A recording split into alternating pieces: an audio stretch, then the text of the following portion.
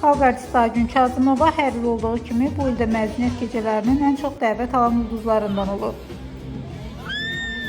Pop kraliçə bir sıra universitet və məktəblərin məzuniyyət tədbirlərində çıxış edib.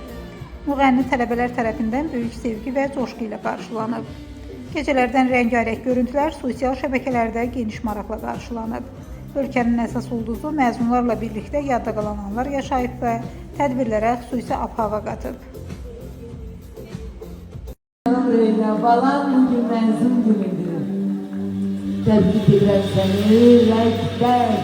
Gusik gəlmə, Gusik nə modna oğlandı, maşallah.